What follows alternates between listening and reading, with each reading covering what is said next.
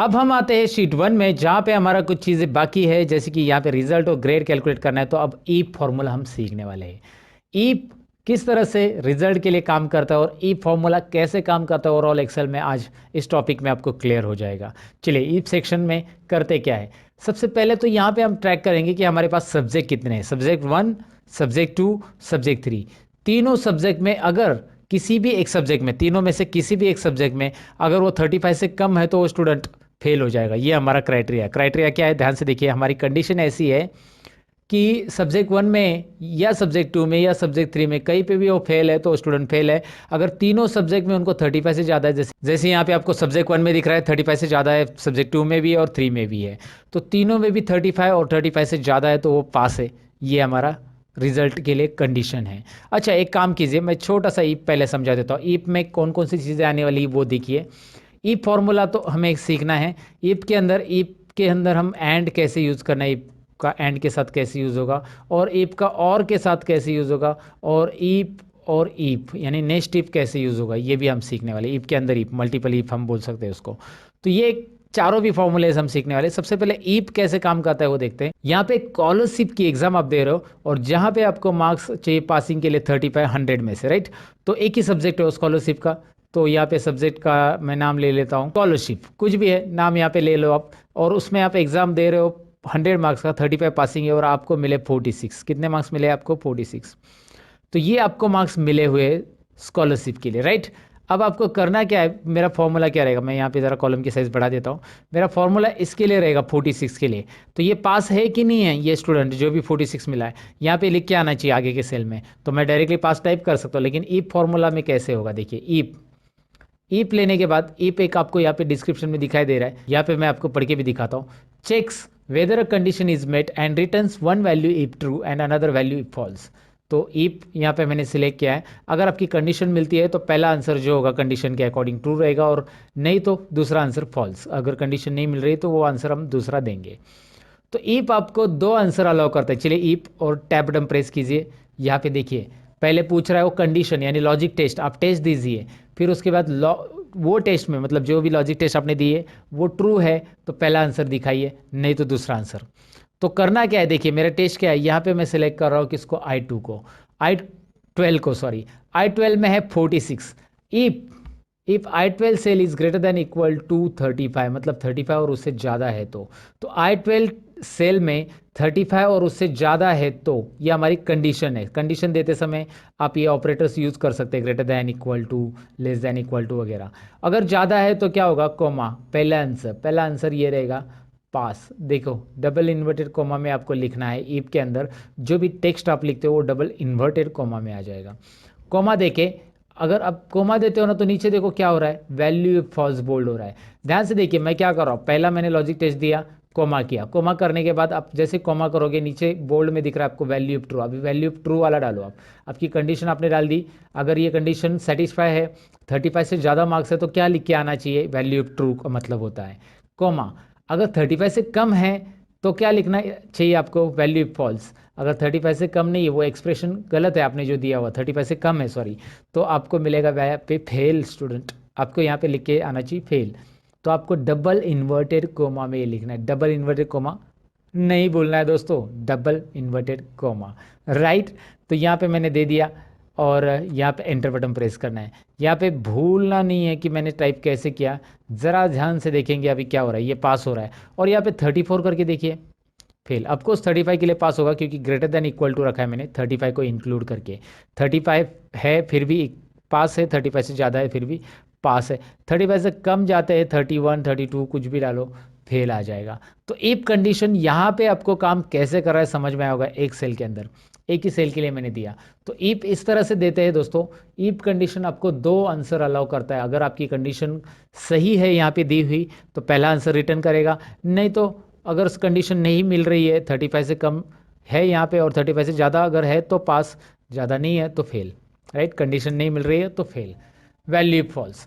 तो इस तरह से मैंने आपको बताया कि यहाँ पे कैसे हम ईफ फॉर्मूला अप्लाई कर सकते हैं। डेफिनेटली आपको समझा होगा ये। अब ईफ फॉर्मूला यहाँ पे तो एक सब्जेक्ट नहीं, मेरे पास तीन सब्जेक्ट है, तो ऐसे अगर एक से ज़्यादा सब्जेक्ट है तो आपको एंड या फिर और यूज़ करना है। मैंने यहाँ पे और नहीं लिखा है, ऑफ लिखा, आपने देखा भी नहीं। ओके, मुझे बताना ना, कम से कम यहाँ पे और लिखना था मुझे। तो यहाँ पे आपको मैं बता रहा हूँ और, राइट। तो यहाँ पे एक से ज़्यादा अगर सब्जेक्ट है तो इफ एंड और इफ और, इन दोनों में से एक यूज़ कर सकते हैं। पहले मैं आपको इफ एंड की मदद से कैसे निकालना है ये रिजल्ट मैं दिखाता हूँ। Is equal to if open bracket. अब एंड क्यों यूज़ करना है, क्योंकि इफ आपको अलाउ करता है एक ही लॉजिक टेस्ट देने के लिए और एक ही यहाँ पे क्राइटेरिया दे सकते हैं। लेकिन अगर आप एंड यूज़ करते हो फॉर्मूला में तो आप लॉजिक 1, लॉजिक 2, लॉजिक 3, 4 ऐसे बहुत सारी लॉजिक दे सकते हैं। तो सबसे पहले यहाँ पे करेंगे क्या, सब्जेक्ट 1 की सेल, यानी कि यहाँ पे आएगी C3 दिखाई दे रहा है आपको, ये C3 सेल हमारी रहेगी और C3 यहाँ पे आ चुका है सब्जेक्ट 1 की, क्योंकि उसे रिस्पेक्टिव में जो लेफ्ट साइड में सेल है वही हमने लिए है। दिखाई दे रहा है आपको C3 यहाँ पे आ चुका है। If C3 is greater than equal to 35, greater than equal to क्यों, क्योंकि हमें कंडीशन देना है एंड की तरह। मैं आपको समझाता हूँ एंड यूज़ करने के बाद आपको ग्रेटर देन इक्वल टू ही क्यों लेना है, क्योंकि हम चेक करेंगे कि तीनों सब्जेक्ट में पास है तो ही पास देंगे, राइट। तो पहली कंडीशन दी हमने C3 is greater than equal to 35, comma again यहाँ पे सब्जेक्ट 2 कौन सा है, D3 है, D3 is greater than equal to 35। आप यहाँ पे लिख सकते हैं इस तरह से, या फिर कॉमा देने के बाद आप इस सेल को क्लिक भी कर सकते हैं। क्लिक कीजिए इस सेल के ऊपर, देखिए मैंने कॉमा दिया, इस सेल के ऊपर क्लिक किया, वो ऑटोमेटिकली आ चुका है। उसी के रिस्पेक्ट में जिस रो में आप यहाँ पे फॉर्मूला लिख रहे हो उसी के लेफ्ट साइड का जो सब्जेक्ट का सेल है उसे लेना है और इसमें भी ग्रेटर देन इक्वल टू 35 और ब्रैकेट क्लोज, ब्रैकेट एंड वाला क्लोज कर रहा हूँ मैं। देखिए यहाँ पे कलर दिख रहा है आपको एंड ब्रैकेट का और वही क्लोज कर रहा हूँ मैं। ज़रा इस कंडीशन को समझिए, मैं एक्सप्लेन करने की कोशिश कर रहा हूँ, आपको डेफिनेटली समझ में आएगा। यहाँ पे तीनों सब्जेक्ट की कंडीशन मैंने ली है, तीनों सब्जेक्ट में हमें मिलने चाहिए 35 से ज़्यादा मार्क्स। एंड दिया है ना, तो ये कोमा जो है बीच का वो रिप्रेजेंट कर रहा है एंड, यानी कि C3 is greater than equal to 35, comma यानी कि and D3 is greater than equal to 35 मतलब सब्जेक्ट 2, और E3 मतलब subject 3 it should be greater than equal to 35। तीनों में भी 35 से ज़्यादा रहेंगे या रहने चाहिए। रहेंगे तो क्या होगा, कॉमा। अब कॉमा करेंगे जैसे हम इस ब्रैकेट के बाद, तो वैल्यू इफ ट्रू, तो क्या होगा, अगर ये कंडीशन सेटिस्फाई तीनों में भी 35 से ज़्यादा है तो पास होगा डबल इन्वर्टेड कॉमा में, नहीं तो क्या होगा, फेल होगा। मैंने यहाँ पे एंटर वगैरह नहीं प्रेस किया, टाइप के आगे वो ऑटोमेटिक नीचे आ जाएगा। आपको एंटर यहाँ पे प्रेस नहीं करना है, बिल्कुल कोई ज़रूरत नहीं फॉर्मूला में आपको कोई एंटर वगैरह ऐड करने की, बस टाइप करते जाइए, फॉर्मूला ऑटोमेटिक अपने आप नीचे आता है आगे अगर नहीं जा रहा है तो लॉजिक टेस्ट क्या है, देखिए तीनों सब्जेक्ट में ग्रेटर देन 35 है तो पास, नहीं तो फेल। एंड का कंडीशन यही काम कर रहा है। एंटर कीजिए, यहाँ पे रिजल्ट आपको मिल रहा है। Are you getting, look at here, pass दोनों भी है क्योंकि तीनों सब्जेक्ट में 35 से ज़्यादा है। यहाँ पे तो आपको 100 ही है, और यहाँ पे देखेंगे तो 35 से कम है किसी ना किसी सब्जेक्ट में। ये तो तीनों सब्जेक्ट में फेल है, लगभग एक सब्जेक्ट में पास है यहाँ पे 35। और यहाँ पे देखिए ये पास होता है कि नहीं होता है, अभी दिखाता हूँ मैं आपको। हो गया पास, राइट। तो तीनों में आपको 35 या 35 से ज़्यादा मार्क्स है तो ही पास होगा, नहीं तो फेल बताएगा। ये हमारा एंड का कहना था। एंड उस तरह से काम करता है जैसे यहाँ पे सारी चीज़ें कंपलसरी होती है एंड के अंदर दी हुई, तो कंपल्शन का काम करता है। जैसे एग्जांपल लो ना, आप अगर कोई ड्राइविंग लाइसेंस निकालने जाते हो और वहाँ पे आपको बोला कि आधार कार्ड और पैन कार्ड दोनों भी चाहिए, मतलब मैं एग्जांपल बता रहा हूँ, तो दोनों भी चाहिए, दोनों कंडीशन है तो ही आपका ड्राइविंग लाइसेंस निकलेगा। यानी कि जहाँ पे दोनों चीज़ें कंपलसरी है या जितनी भी चीज़ें दी हुई कंपलसरी है वो होता है एंड। तो वो क्या बोलेंगे आपको, आपका ड्राइविंग लाइसेंस निकालना है आपको तो आधार कार्ड और पैन कार्ड, और बोलेंगे क्या बोलेंगे, और आधार कार्ड और पैन कार्ड यानी एंड, राइट। तो वैसे ही अगर आपको और के साथ रिजल्ट निकालना है, और मतलब क्या होता है, ऑप्शनल, राइट। तो और के साथ निकालना है तो कंडीशन क्या रहेगी, मैं दिखाता हूँ। यहाँ पे एक कॉलम इंसर्ट करना है, जो कि मैंने आपको बताया कॉलम कैसे इंसर्ट करना है ऑलरेडी। राइट क्लिक करके इंसर्ट, यहाँ पे रिजल्ट 2 नाम देते हैं हम इसका। तो यहाँ पे इफ और ओपन ब्रैकेट के बाद मैं और लिखूंगा, और से भी आंसर सही आएगा दोस्तों, जी हाँ सही आएगा। लेकिन आप बोलोगे कैसे, कंडीशन में हम चेंज करने वाले हैं। सब्जेक्ट 1 की कंडीशन में हम लेंगे लेस देन 35। अब ऐसा क्यों, मैं आपको समझाता हूँ। चलिए यहाँ पे पहले फॉर्मूला टाइप करते थे। सब्जेक्ट 1 के बाद सब्जेक्ट 2 यानी D3, वहाँ पे क्लिक करेंगे तो भी चलेगा less than 35, and comma E3 less than 35। इससे होगा क्या, तीनों में से किसी भी एक सब्जेक्ट में 35 से कम है, तो मैंने और लिखा है ना दोस्तों, और का मतलब यहाँ पे होता है कोई भी एक सब्जेक्ट में 35 से कम है तो वो सब्जेक्ट 1 में चेक करेगा 35 से कम है तो डायरेक्टली वो रिजल्ट शो करेगा, या सब्जेक्ट 2 में चेक करेगा 35 से कम मिला तो डायरेक्ट रिजल्ट शो करेगा, और सब्जेक्ट 3 में भी चेक करेगा। तीनों में से किसी, तीनों में भी 35 से कम नहीं रहने चाहिए, ऐसा नहीं कि तीनों में भी, तीनों में से किसी भी एक में, क्योंकि और लिखा है हमने एंड नहीं लिखा है, तो तीनों में से किसी भी एक में अगर 35 से कम है तो कॉमा डबल इन्वर्टेड कॉमा में फेल, और फिर कॉमा डबल इन्वर्टेड कॉमा में पास। यहाँ पे एक भी कॉमा नहीं मिस करना है, नहीं तो फॉर्मूला कॉमा में चला जाएगा, हमेशा की तरह। मजाक कर रहा हूँ, लेकिन यहाँ पे मैं आपको बताऊँ कि कॉमा भूलना नहीं है दोस्तों। फेल और पास कैसे निकाला ये रिजल्ट आपको दिखाई दे रहा है? चलिए मैं आपको दिखाता हूँ आंसर क्या आता है इसका। एंटर कीजिए and have a look this.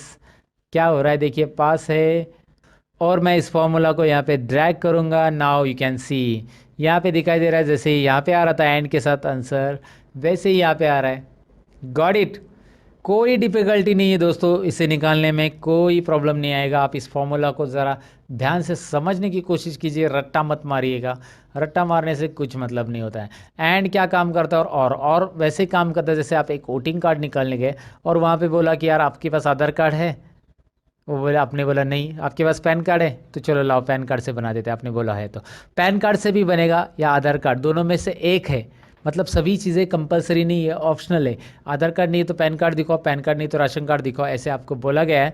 तो यहाँ पे ऑप्शनल चीज़ें आती है, तो यहाँ पे वही मैंने किया कि C3 में जाकर वो चेक करेगा 35 से कम है क्या, है तो डायरेक्ट फेल बताएगा, आगे की कंडीशन उसे चेक करने की ज़रूरत नहीं है, क्योंकि ये और है दोस्तों। और D3 में चेक करेगा 35 से कम है क्या, है तो डायरेक्टली फेल बताएगा, नहीं तो फिर E3 में चेक करेगा, E3 में 35 से कम है तो है तो फेल बताएगा, तीनों में भी नहीं है तो डायरेक्टली क्या बताएगा, वो पास बताने वाला है, क्योंकि ये सेटिस्फाई नहीं हो रहा है, राइट। तो इस तरह से ईफ एंड और ईफ और ईफ काम करता है। बस अभी ईफ में एक और चीज़ सीखना है जिससे हम ग्रेड निकालने वाले हैं, यानी कि नेक्स्ट ईफ। अब नेक्स्ट ईफ कैसे होगा, if with in if, if के अंदर ईफ, हम ईफ के अंदर ईफ, हम ईफ के अंदर ईफ, बहुत सारे ईफ लेने वाले हैं। वैसे हम कितने ईफ लिख सकते हैं, वैसे 100 ईफ भी लिखेंगे तो भी चलेगा, लेकिन मैं आपको बताऊं कि एक्सेल 2019 के अंदर नया फॉर्मूला आया है ईफ। फिलहाल तो मैं आपको बताऊं कि यहाँ पे इज इक्वल टू करना है और आपको ईफ टाइप करना है। ईफ टाइप करने के बाद सबसे पहला कंडीशन, हम कोई भी एक रिजल्ट लीजिए, ये रिजल्ट ले लेते। If result is equal to fail, अगर रिजल्ट में फेल है तो ग्रेड में भी फेल आएगा, ग्रेड में पास नहीं आएगा। If result is equal to fail then result अगर फेल है तो ग्रेड भी फेल है, ये समझ लेना। पहली कंडीशन हमने दे दी कि रिजल्ट फेल है तो ग्रेड फेल है। अगर रिजल्ट फेल नहीं है तो पास ट्रैक करने की ज़रूरत नहीं, ऑटोमेटिक फेल नहीं है तो कॉमा कीजिए, यानी कि यहाँ पे आपके पास ईफ में दो आंसर रहते हैं, फेल है तो फेल, फेल नहीं है तो क्या आंसर आएगा, फेल नहीं है तो if open bracket, if open bracket के अंदर लॉजिक टेस्ट देंगे हम इस ग्रेड के लिए। यानी कि ग्रेड कैसा रहता है हमारा, मैं आपको बताता हूँ। इस सेल के अंदर K3 के अंदर 75 से ज़्यादा है तो यहाँ पे मैंने ग्रेटर देन साइन ले लिखा, ग्रेटर देन इक्वल टू 75। अगर 75 से ज़्यादा है तो A प्लस ग्रेड हम देंगे, यहाँ पे A प्लस, मैंने कौन सा ग्रेड लिखा है देखिए A प्लस, और ये इन्वर्टेड कोमा में रहेगा इस तरह से। ध्यान से देखिए यहाँ पे कर क्या रहा हूँ मैं, अगर फेल है तो फेल होगा, नहीं तो फेल नहीं है तो K3 में चेक करेंगे कितने मार्क्स है, K3 में चेक करना है यहाँ पे 75 और उससे ज़्यादा है तो greater than equal to 75, then A plus grade आने वाला है। अब यहाँ पे एक बात याद रखिए कि मैंने डिसेंडिंग ऑर्डर ग्रेड लिया है, यानी कि सबसे हाईएस्ट ग्रेड पहले लिया है, और यही करना है आपको ग्रेड के फॉर्मूला में। तो ग्रेड के फॉर्मूला में क्या करना है, पहले 75 चेक कीजिए, अगर 75 से ज़्यादा नहीं है तो अब कोमा दीजिए, कोमा देने के बाद दोबारा ईप आएगा, ईप ओपन ब्रैकेट, और हम K3 की दोबारा सेलेक्ट करेंगे, K3 greater than equal to, इस बार हम 60 चेक करेंगे, 60 है तो कौन सा ग्रेड देंगे, देखिए ध्यान से 60 है तो यहाँ पे हम A ग्रेड देंगे, लेकिन हमने एक ही आंसर दिया है वैल्यू इफ ट्रू वाला, वैल्यू इफ फॉल्स वाला आंसर हम यहाँ पे देंगे, दूसरा ईप लेंगे, वैल्यू इफ फॉल्स की जगह हम दूसरा ईप लेंगे, और यहाँ पे हम क्या लिखेंगे देखिए, फिर से लॉजिक टेस्ट K3, मतलब एक ईप के अंदर दूसरा ईप कैसे मैं कर रहा हूँ देखिए, K3 is greater than equal to 50, अगर 50 या 45 लेते हैं, 45 से ज़्यादा है तो C ग्रेड। तो पहला आंसर हमने जैसे लिखा C ग्रेड, इसका यहाँ पे दिख रहा है वैल्यू इफ ट्रू, पहला आंसर इस ईप का, लॉजिक टेस्ट ये है, और कॉमा, और जैसे दूसरा आंसर लिखना है और एक ईप ऐड करेंगे हम, IF open bracket, K3 is greater than equal to 35 है तो कौन सा ग्रेड, यहाँ पे गलती कर दी मैंने, यहाँ पे होना चाहिए सी ग्रेड और वहाँ पे होना चाहिए बी ग्रेड। ये हमारी थोड़ी सी गलती होगी, यहाँ पे मिस्टेक हम यहाँ पे सुधार लेते हैं। चलिए, देर आए दुरुस्त है, राइट। तो यहाँ पे ए प्लस ए बी और सी ग्रेड मैंने लिखा। आप लगा यार इतना बड़ा फॉर्मूला, आप ऐसा सोचो मत बिल्कुल। ये फॉर्मूला क्या है मैं आपको बताता हूँ। ये फॉर्मूला रिपीट है, ये फॉर्मूला दिख रहा है यहाँ से यहाँ तक, यही कॉपी करके यहाँ पे फिर से रखा गया है, बस दिखाई दे रहा है। बस आपको चेंज करना है ग्रेड यहाँ पे, और ग्रेड और मार्क्स चेंज करने, कंडीशन चेंज करना है। बाकी यहाँ पे ब्रैकेट कितने क्लोज होंगे ये सब देखने की ज़रूरत नहीं है, चिंता करने की ज़रूरत नहीं है। एंटर कीजिए, एक्सेल ऑटोमेटिक ब्रैकेट क्लोज कर रहा है। यहाँ पे इस बॉक्स में दिख रहा है एक्सेल ऑटोमेटिकली ब्रैकेट यहाँ पे क्लोज कर रहा है। यस, तो यहाँ पे ब्रैकेट को यस करेंगे और आंसर आ रहा है। चलिए देखते हैं अकॉर्डिंग टू दैट परसेंटेज के हिसाब से, जो फेल है फेल के लिए फेल, और जो परसेंटेज यहाँ पे दिखाई दे रहे हैं उसके हिसाब से उसको मार्क्स आए हैं कि नहीं आए, आए हैं। इसे हम नेक्स्ट टिप बोलते हैं दोस्तों। इसकी ज़रा प्रैक्टिस आपको करनी ज़रूरी है, और जितनी रिपीट आप इसके प्रैक्टिस करोगे उतना ईप आप डीपली समझते जाओगे कि ईप के अंदर लॉजिक टेस्ट होता क्या है, पहला आंसर क्या होता है, दूसरा आंसर क्या होता है, नेक्स्ट टिप लिया कैसे गया है, यहाँ पे क्यों लिया गया है, ये सारी चीज़ें आपको समझ में आएगी। तो ज़रूर ईप का एक बार प्रैक्टिस कीजिए। हमारा ग्रेड तक हमारा हो गया है। अब नेक्स्ट पॉइंट की तरफ बढ़ते हैं।